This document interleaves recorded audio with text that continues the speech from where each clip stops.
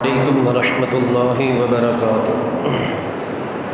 نحمده ونصلی علی رسولہ الکریم، اما بعد فاعوذ باللہ من الشیطان الرجیم، بسم اللہ الرحمن الرحیم۔ ان اللہ وملائکتہ یصلون علی النبی یا ایھا الذین آمنوا صلوا علیہ وسلموا تسلیما۔ اللہم صل علی سیدنا و مولانا محمد معدن الجود والکرم وآلہ الکرام وابنہ الکریم وبارک وسلم۔ بخاری شریف کی ایک حدیث پاک ہے، اللہ کے رسول صلی اللہ علیہ وآلہ وسلم ارشاد فرماتے ہیں، من یرد اللہ بہ خیرا یفقہہ فی الدین۔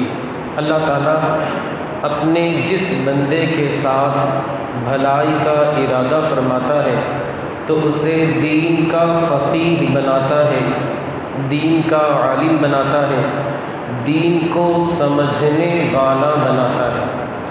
آگے میرے آقا فرماتے وَإِنَّمَا أَنَا قَاسِمُ وَاللَّهُ يُعْطِي، میں بانٹنے والا ہوں، میں تقسیم کرنے والا ہوں، اور اللہ رب العزت عطا فرمانے والا ہے۔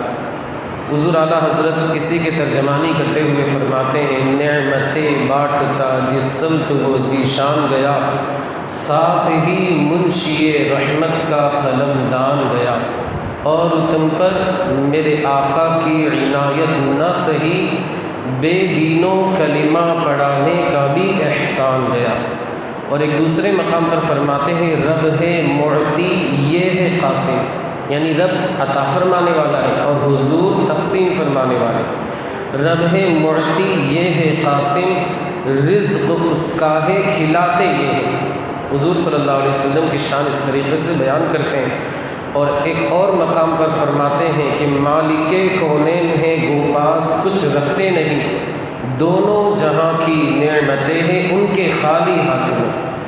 اصل میں مقصد یہ ہے کہ کچھ لوگوں نے جو بد مذہب بد عقیدہ ہے، ان لوگوں نے یہ کہا کہ وَإِنَّمَا أَنَا قَاسِمُ وَاللَّهُ يُعْطِي، اللہ رب العزت مجھے دیتا ہے تو میں عطا کرتا ہوں۔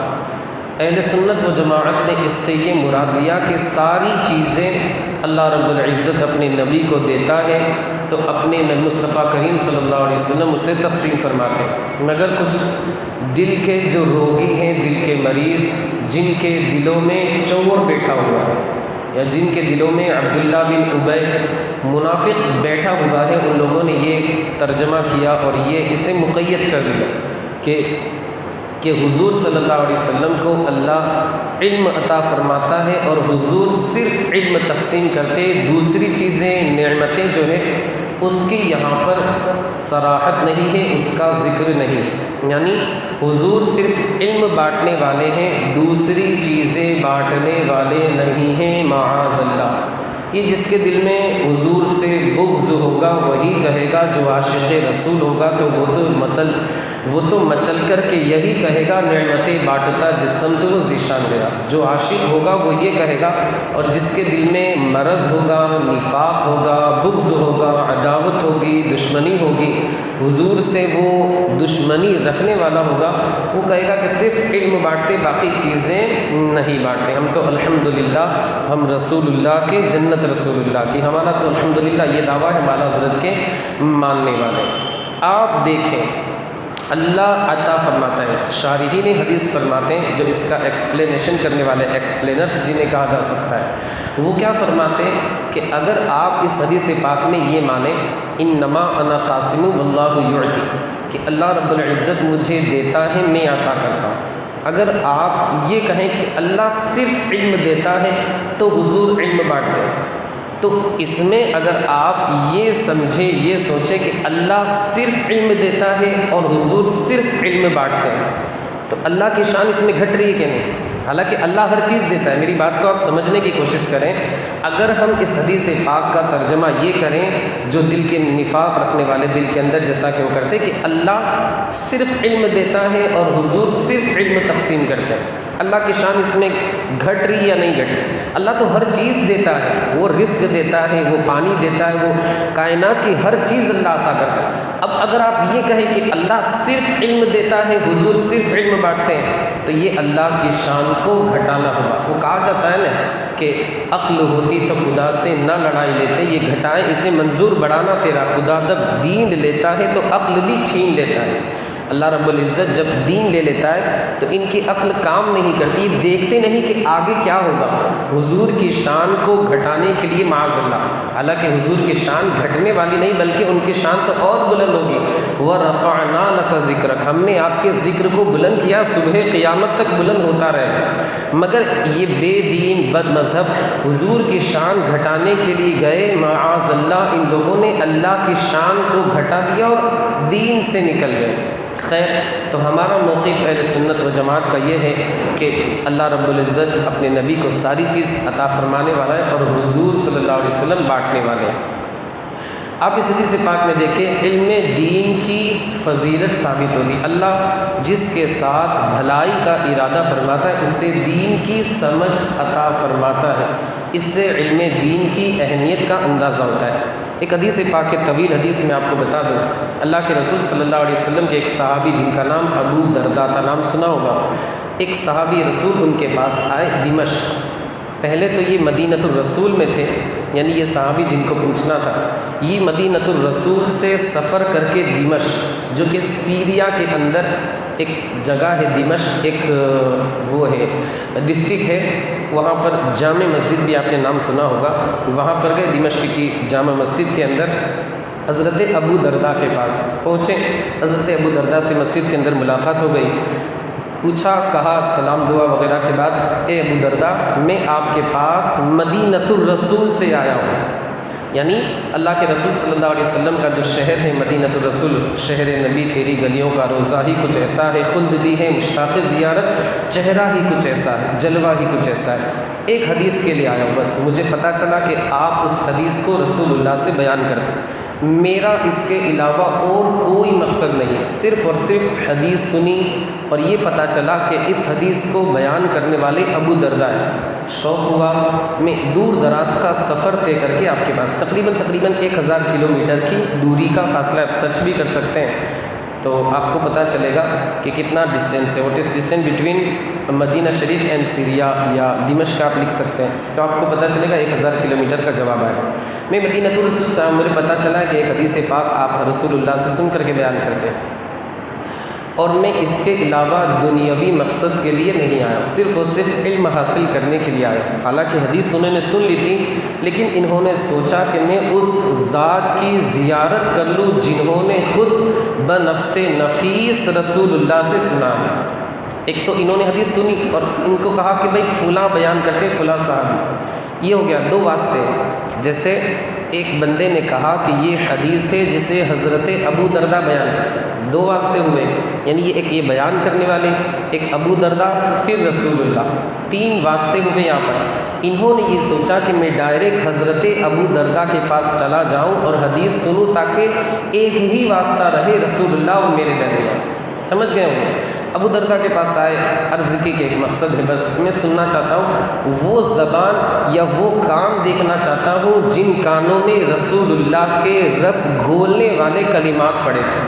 حضرت ابو درداء نے فرمایا، دیکھا کہ ماشاءاللہ شوق ہے، رغبت ہے، لگن ہے، اور اسی بنیاد پر یہ میرے پاس آیا ہے، تو اب ایک اور حدیث پاک سنا دی۔ حضرت ابو درداء فرماتے، میں نے رسول کریم صلی اللہ علیہ وسلم کو فرماتے ہوئے سنا کہ جو بندہ علم دین حاصل کرنے کے لیے راستے میں چلتا ہے، یعنی چلتا ہے تاکہ علم دین حاصل کرے، اللہ رب العزت اسے جنت کے راستوں میں سے ایک راستے پر چلاتا ہے۔ اور اتنے پر بس نہیں، آگے حضرت ابو درداء فرماتے، میں نے رسول اللہ کو فرماتے ہوئے سنا کہ ملائکہ رحمت کے پر اس طالب علم کی رضا حاصل کرنے کے لیے اس طالب علم کے قدموں کے نیچے اپنے پروں کو بچھا دیتے ہیں۔ اور آگے فرمایا کہ عالم دین کے لیے زمین والے، آسمان والے، جتنی بھی مخلوق ہے کائنات کے اندر، وہ تمام کے تمام عالم دین کے لیے مغفرت مغفرت کی دعا کرتی ہے۔ اب چاہے وہ سمندر میں مچھلی کیوں نہ ہو، اور جو چیونٹی آتی ہے جو بل وغیرہ در کے اندر رہتی ہے، وہ بھی عالم دین کے لیے مغفرت کرتی ہے۔ سمندر کی جو مخلوق ہے، مچھلی جتنی بھی چیزیں، سب کے سب عالم دین کے لیے دعا کرتی، مغفرت کی دعا کرتی۔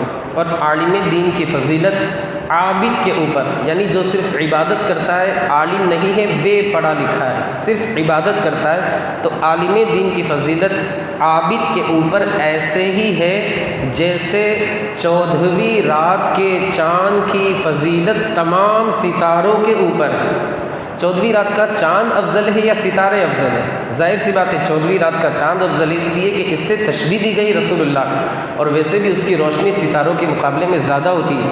اور علماء جو ہے یہ کسی اور کے نہیں، انبیاء کے وارث ہوا کرتے ہیں۔ اب دیکھیں فضیلت تو دیکھیں، اور اس سے عالم دین کی اہمیت کو آپ سمجھیں۔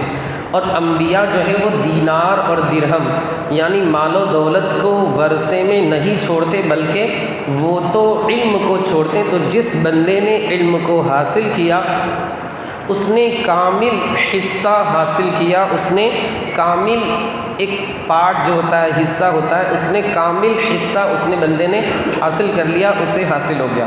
ایک اور حدیث پاک ہے کہ عالم دین کی ایک عابد کے اوپر ایسی ہی فضیلت ہے جیسے میری، یعنی مصطفیٰ کریم فرماتے ہیں میری یعنی میں محمد صلی اللہ علیہ وسلم، میری فضیلت تم میں سے کسی ادنا بندے کے اوپر ہے۔ کیا ہی بہترین حدیث پاک اللہ کے رسول صلی اللہ علیہ وآلہ وسلم نے یہاں پر ارشاد فرمائی۔ دو تین باتیں میں حدیث کے تعلق سے عرض کروں۔ آپ دیکھیں، ایک صحابی رسول نے سفر کیا دوسرے صحابی کے پاس علم حاصل کرنے کے لیے۔ اس سے کیا پتہ چلا؟ دینی کام تھا، ظاہر سی بات ہے دین کا علم حاصل کرنا، دینی کام کے لیے سفر کرنا یہ جائز ہے، حدیث پاک سے ثابت ہے، ہم اپنی طرف سے تو نہیں کہہ رہے۔ تو دینی کام، کیا کام تھا؟ دینی کام، علم حاصل کرنا مین جو تھا وہ کیا؟ دینی کام۔ اسی حدیث پاک سے استدلال کرتے ہوئے شارحین حدیث محدثین کرام فرماتے ہیں کہ آج کل ہم بزرگان دین کے مزارات پہ حاضری دینے کے لیے جاتے ہیں، اسی حدیث پاک سے اس کا ثبوت ہوتا ہے۔ ہم وہاں پر ناچنے تو نہیں جاتے، دینی کام کے لیے جاتے، بزرگان دین کے فیوز و برکات حاصل کرنے کے لیے جاتے۔ اور خود مصطفیٰ کریم بھی شہدائے احد کے مزارات پر میدان احد میں سال میں 1 یا 2 مرتبہ ضرور تشریف لے جایا کرتے تھے۔ اور دین کے لیے علم حاصل کرنے کے لیے سفر کرنا جائز ہے، اس کا ثبوت بھی اس حدیث پاک سے ہوتا ہے۔ اور خود حضرت موسیٰ علیہ نبینا وعلیہ الصلاۃ والتسلیم نے علم دین حاصل کرنے کے لیے مزید تھا، تو انہیں علم تو تھا اللہ کے عطا کرنے سے، لیکن اور اضافے کے لیے اور زیادہ حاصل کرنے کے لیے حضرت سیدنا خضر علیہ نبینا وعلیہ الصلاۃ والتسلیم کے پاس گئے اور ان سے جا کر کے علم حاصل کیا، اپنی معلومات میں اضافہ کیا۔ یہ سورہ کہف کے اندر مکمل واقعہ مذکور ہے۔ دوسری بات کہ اللہ کے رسول صلی اللہ علیہ وآلہ وسلم یہ عالم دین کی فضیلت جاہل کے اوپر جیسا کہ بتایا میں نے ایسے ہی ہے جیسے اللہ کے رسول صلی اللہ علیہ وآلہ وسلم کی فضیلت ادنا بندے کے اوپر۔ شارحین حدیث فرماتے ہیں کہ یہ عالم دین جو ہے اتنا اس کا مقام اور مرتبہ اتنا بڑا ہے کہ اسی کی بنیاد پر دین قائم ہے، دین کی بنیاد پر دنیا قائم ہے۔ اور دنیا جو ہے آپ اس میں دیکھیں حدیث پاک میں آیا بہم یمترون و بہم یرزقون، کہ عالم اگر نہ ہوتا تو بندے کو رزق بھی نہ ملتا، عالم اگر نہ ہوتا بارش بھی نہ ہوتی۔ انہی کا فیضان اور انہی کا صدقہ ہے، انہی کی بنیاد پر اللہ رب العزت بارش کا نزول فرماتا ہے، اور انہی کی بنیاد پر اللہ رب العزت جو ہے لوگوں کو رزق عطا فرماتا ہے۔ اور شارحین حدیث نے یہ بھی لکھا ہے کہ ولایت جو ہے ایک گھر ہے، ولایت جو ہے وہ کیا ہے؟ ایک گھر۔ ایک بندے نے گھر بنایا مگر اس میں دروازہ ہی نہیں رکھا، عقل مندی کا کام کیا، بہت اس کو انعام ملے گا، نوبل پرائز جسے کہا جاتا ہے کہ نہیں، وہ اس سے ملے گا، اور پدم شری کیا بولتے وہ ملے گا اس کو۔ کیوں؟ بہت اچھا کام کیا، گھر بنایا دروازہ ہی نہیں رکھا، بہت اچھا کام کیا۔ تو صوفیہ فرماتے ہیں، محدثین کرام بزرگان دین فرماتے ہیں کہ ولایت جو ہے وہ ایک گھر ہے، اور عالم دین ہونا اس کا دروازہ ہے۔ آپ سمجھتے ہیں کہ صوفیاء کرام نے کتنی باریک بات ارشاد فرمائی کہ جب بندہ گھر بنائے دروازہ نہ بنائے اندر داخل ہو سکتا ہے؟ نہیں داخل ہو سکتا۔ تو اسی طرح بندہ ولایت کے گھر کے اندر داخل ہونا چاہے بغیر علم حاصل کیے ہوئے، وہ بندہ اس دروازے کے اندر، یعنی بغیر علم کے وہ بندہ ولایت کے منصب پر فائز نہیں ہو سکتا۔ آپ دیکھیں پوری ہسٹری اٹھا کر کے دیکھ لیں تاریخ کی، جتنے بھی اولیاء کرام ہوئے ہیں سب نے علم حاصل کیا ہے، اور بڑی مشقتوں کے ساتھ، بڑی تکلیفیں اٹھا کر کے علم حاصل کیا۔ جیسے حضور سیدنا غوث اعظم کے تعلق سے آپ نے پڑھا ہے، کتنے دن تو آپ بھوکے رہتے تھے، کتنے دن آپ گھاس وغیرہ کھاتے تھے، کتنے دن آپ فاقے سے رہ کر کے علم دین آپ نے حاصل کیا۔ تو انسان اگر یہ سوچے کہ میں بہت بڑا اللہ کا ولی بن جاؤں، لیکن وہ ہے عالم نہیں ہے بلکہ بے پڑھا لکھا ہے، تو یہ اس کی خام خیالی ہے۔ پہلے اسے علم حاصل کرنا پڑے گا، تب جا کر کے اسے اللہ رب العزت چاہے۔ یہ بھی نہیں ہے کہ انسان عبادت و ریاضت کے ذریعے ولی بن جائے، ایسا بھی نہیں ہے۔ یہ ولایت اللہ کی جانب سے ایک عطیہ ہوتا ہے، اللہ جسے چاہتا ہے جب چاہتا ہے یہ عطا فرماتا ہے، ورنہ بندے کی عبادت ریاضت کو اس میں کوئی دخل نہیں ہے۔ اور محدثین کرام یہ بھی فرماتے ہیں کہ جس طرح چاند جو ہے، عالم دین کی مثال ایسے ہی ہے جیسے چاند سورج کی روشنی لے کر کے کائنات کو رات میں منور کرتا ہے۔ محدثین کرام کیا فرماتے ہیں کہ چاند جو ہے خود نہیں چمکتا، بلکہ وہ سورج کی روشنی لے کر کے خود چمکتا ہے اور رات میں پھر روشنی پھیلاتا ہے۔ تو اسی طرح حضور صلی اللہ علیہ وسلم علم کے آفتاب ہے، علم کے سورج ہیں، اور عالم دین جو ہے یہ چاند ہے، حضور کا فیضان حاصل کر کے سارے عالم کو جگمگاتا ہے۔ یہ عالم دین کی فضیلت محدثین کرام نے فرمائی، اور میں نے اس سے پہلے بھی آپ حضرات کو بتایا تھا کہ میرا آقا مصطفیٰ کریم فرماتے جس نے کسی عالم دین کے ہاتھ کا مصافحہ کیا گویا اس نے میرا مصافحہ کیا، جس نے کسی عالم دین کے چہرے کی زیارت کی گویا کہ اس نے میرے چہرے کی زیارت کی۔ تو ہمیں چاہیے کہ ہم علم حاصل کریں، اور آپ حضرات سے گزارش بھی ہے کہ آپ نے، اللہ نے آپ کو نوازا ہے اولاد سے، تو آپ کسی نہ کسی بیٹے کو یا کسی نہ کسی بیٹی کو عالمہ بنائیں، کسی نہ کسی بیٹے کو عالم بنائیں، اس لیے کہ یہی اولاد اگر عالم رہی انشاءاللہ آپ کی کل قیامت کے دن بخشش کروائے گی۔ ہمارے بہت سے بھائیوں نے تو اس میں حصہ لیا اور ان کے بچے پڑھ رہے ہیں، اللہ تعالیٰ سب کو کامیابی عطا فرمائے، لیکن آج کل اسے حقارت کی نظر سے دیکھا جاتا ہے۔ بس آخری بات عرض کر کے اپنی گفتگو کو ختم کر دوں۔ جیسے ابھی کچھ 15-20 دن پہلے ایک پروگرام ہوا، بہت سارے لوگ اس میں گئے اور بہت پریشان تھے کہ مطلب کیا ہے، یہ ہے، وہ ہے، فلاں ڈمکا۔ ایک بد عقیدہ، بد مذہب، سڑا ہوا بد عقیدہ اس میں آنے والا تھا۔ ایسا بد عقیدہ، ایسا بد مذہب جو بد مذہبوں کے ملاؤں کو، پیشواؤں کو معاذ اللہ علیہ الرحمہ کہتا ہے، ایسا بد عقیدہ، ایسا بد مذہب، اور اس کے پیچھے پبلک تو ایک دم دیوانی تھی بالکل۔ مسجد کا امام 1000 مرتبہ بولے کہ علم حاصل کرو، یہ کرو، وہ کرو، لیکن اس کی اہمیت نہیں ہے۔ کیوں؟ کیونکہ یہ 10,000 روپے مہینے میں لیتا ہے، لیکن وہ باہر سے آنے والا ایک نائٹ کے 3 لاکھ روپے لیتا ہے۔ آپ حضرات سمجھ گئے، اتنی پبلک تو ایک دم پاگل ہو گئی تھی، گانڈی ہو گئی تھی کہہ سکتے ہیں آپ، یہ الفاظ نہیں بولنے چاہیے، لیکن کبھی کبھی غصہ آ جاتا ہے ہمیں۔ یہ نہیں کہ آپ آ کے ہمیں نذرانہ دو، ہاتھ چومو، یہ ساری چیزیں نہیں ہیں، لیکن مسجد کا امام اللہ و رسول کی باتیں بول رہا ہے، اس کی کوئی اہمیت نہیں۔ اور ایک باہر کا بے وقوف، جاہل، نادان، جسے دین کی 1% بھی سمجھ نہیں، فاسق، معلن، بد عقیدہ، بد مذہب، وہ اگر آ جائے تو لوگ اچھے اچھے اپنے آپ کو سنی کہلانے والے اس کے پروگرام میں گئے، اس کی عزت کی، اور بہت سارے بد عقیدہ۔ سب سے پہلے تو کیا ہوا، ایک بد عقیدہ نے 1 گھنٹے تک بھانسڑ دیا اس پروگرام کے اندر۔ یہ ہماری قوم کی جہالت آپ دیکھیں، بے وقوفی دیکھیں۔ اچھا، کسی نے، ایک امام صاحب نے ماشاءاللہ کہا کہ بھائی آپ نہ جائیں، یہ وہ سب کھلے عام انہوں نے بولا، تو ایک صاحب نے فون کر کے مطلب کہا کہ اگر ہم وہاں پر نہیں جاتے تو کیا آپ یہ چاہتے ہیں، آپ کے امام صاحب یہ چاہتے ہیں کہ ہماری پوری قوم جو ہے وہ امام اور مؤذن ہی رہے، علم کے میدان میں آگے نہ آئے؟ یعنی یہ حقارت والا جملہ ان صاحب نے کہا. کیا کہا کہ ہم اگر اس پروگرام میں نہ جائیں تو کیا آپ یہی چاہتے کہ ہماری پوری قوم امام اور مؤذن رہے؟ اس بے وقوف نادان جاہل کو یہ نہیں پتہ کہ ہم نے یہ کب کہا ہے کہ پوری قوم کو آپ عالم بنائیں، امام بنائیں، مؤذن بنائیں. ہم بھی کہتے ہیں کہ آپ علم حاصل کریں، دنیاوی تعلیم میں آپ آگے آئیں. ہم بھی چاہتے ہیں کہ ہماری قوم کے بچے آگے بڑھیں، لیکن ہم یہ نہیں کہتے کہ بد عقیدہ کے پاس جا کر کے آپ علم حاصل کریں. بد عقیدہ کو آپ اسٹیج پر بٹھائیں، جو ایک نمبر کا بد مذہب ہے، سڑا ہوا، کیا کہہ لیجیے آپ اسے، سڑا ہوا بے دین ہے، آپ اس کی باتیں مانیں، اس کی رسپیکٹ کریں.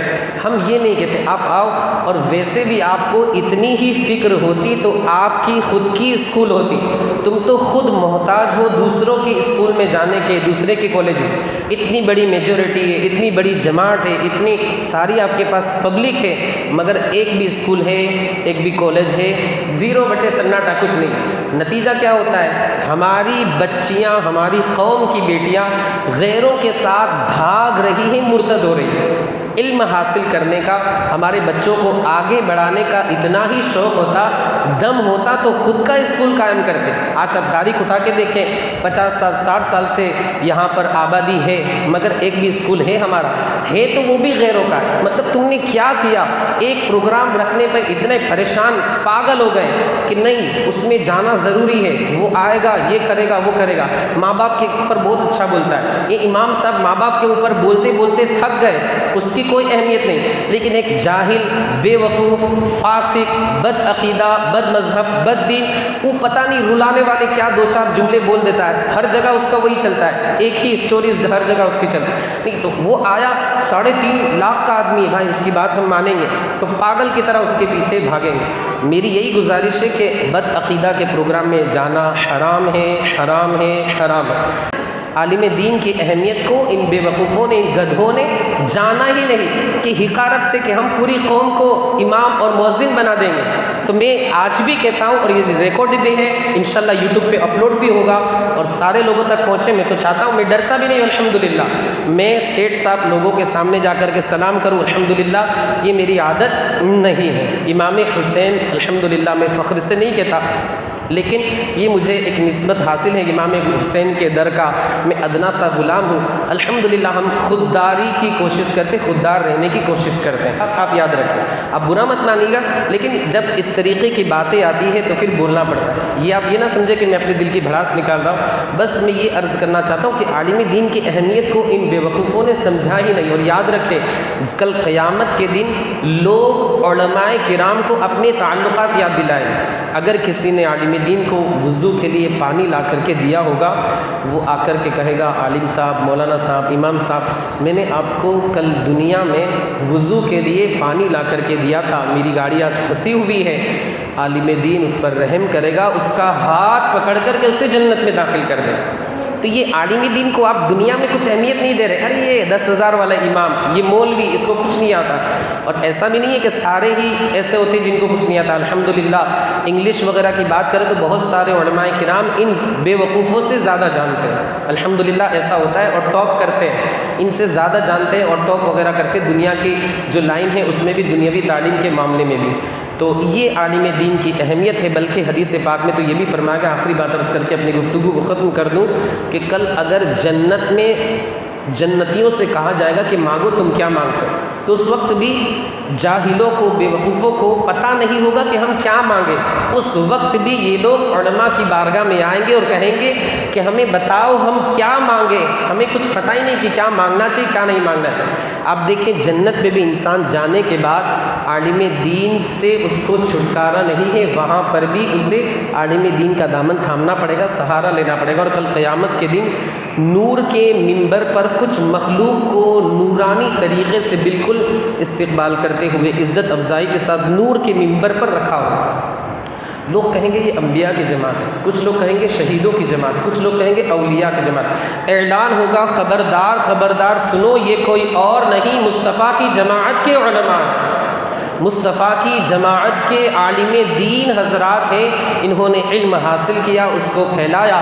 آج اللہ رب العزت انہیں موتیوں اور نور کے منبر پر بٹھا کر کے ان کی عزت افزائی فرما رہا ہے. یہ عالم دین کی اہمیت، زندگی بھر انسان عبادت کرتا رہے تو بھی اس فضیلت کو نہیں پہنچ سکتا۔ مولا عز و جل ہماری قوم کو صحیح سمجھ عطا فرمائے، حق کو پہچاننے کی اللہ رب العزت انہیں توفیق عطا فرمائے، بے دینوں اور بد عقیدہ بد مذہب لوگوں کے بیانات اور ان کے درس وغیرہ سے ہماری قوم کی مولا عز و جل حفاظت فرما، انہیں صحیح سمجھ عطا فرما، صلح کلیت والے ذہن سے مولا ہماری قوم اور ہماری قوم کے جو بڑے ہیں مولا عز و جل انہیں صلح کلیت سے نجات اور رہائی عطا فرما، اعلیٰ حضرت کی فکر اپنانے کی ہم تمام لوگوں کو مولا عز و جل توفیق رفیق عطا فرما، ہمارے ان بھائیوں نے درس میں شرکت کی، انہیں جزائے خیر عطا فرما، ان کی کمائی میں، کاروبار میں، تجارت میں، رزق حلال میں خوب سے خوب تر برکتیں عطا فرما۔ اے مولا عز و جل ان تمام کے گھر والوں کو صحت، سلامتی، امن و عافیت، چین و سکون عطا فرما۔ صلی اللہ تعالی علی خیر خلقہ و نور عرشہ سیدنا مولانا محمد وعلی آلہ و اصحابہ اجمعین برحمتک یا ارحم الراحمین۔